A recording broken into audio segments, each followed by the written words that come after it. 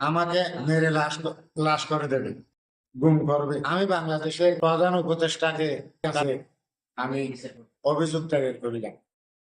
কক্সবাজারের চকরিয়া উপজেলার বদরখালী উপনিবেশ সমবায় সমিতির সদস্যদের মধ্যে অনেকেই নিজ নিজ জমির মালিক হয়ে ভোগ দখলে থাকলেও হাফেজা খাতুন নামে এক অসহায় নারীকে তার নিজস্ব জমিতে দখলে যেতে দিচ্ছেন না, এমন অভিযোগ উঠেছে গিয়াস উদ্দিন ও শফি নামের দুই ব্যক্তির বিরুদ্ধে। জায়গার মালিক হওয়ার পরেও আমার মাকে, আমার মার ওয়ারিশকে শফি আলম গঙ্গে সম্পত্তি খাইতে দেন। হাফেজা খাতুনের ছেলে জামাল উদ্দিন জানান, তিনি মায়ের পক্ষে জমিতে দখলে যেতে গেলে গিয়াস উদ্দিন ও শফির লোকজন তাকে বাধা দেয়। পরে তিনি সমবায় সমিতির সভাপতি বরাবর লিখিতভাবে বিচার দাবি করেন।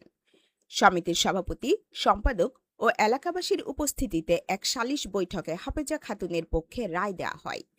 কিন্তু রায় অমান্য করে অভিযুক্তরা কক্সবাজার এডিএম আদালতে পরিকল্পিতভাবে হয়রানির উদ্দেশ্যে একটি মিথ্যা মামলা দায়ের করে।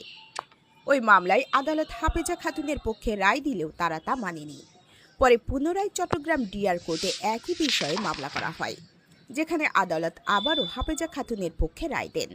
তবুও তারা রায় অমান্য করে কক্সবাজার জজ আদালতে আরও একটি মামলা করে হাফেজা খাতুন ও তার পরিবারকে জমিতে দখলে যেতে বাধা দিয়ে আসছেন বলে অভিযোগ জামাল উদ্দিনের। অসহায় জামাল উদ্দিন বিষয়টি কক্সবাজারের আইন প্রয়োগকারী সংস্থা ও সচেতন মহলের কাছে তুলে ধরে ন্যায় বিচার ও সহযোগিতা চেয়েছেন। এরপরে কক্সবাজার চট্টগ্রাম ডিআরওতে মামলা, শফি আলম গং মামলা করছে। ওখানে আমি জামাল উদ্দিনে রায় পেয়েছি। আবার পুনরায় কক্সবাজার জেলা জজ আদালতে শফি আলম গঙ্গে আবার মামলা করেছে। হয়রানি করার উদ্দেশ্যে আমাকে দীর্ঘদিন ধরে হয়রানি করেছে।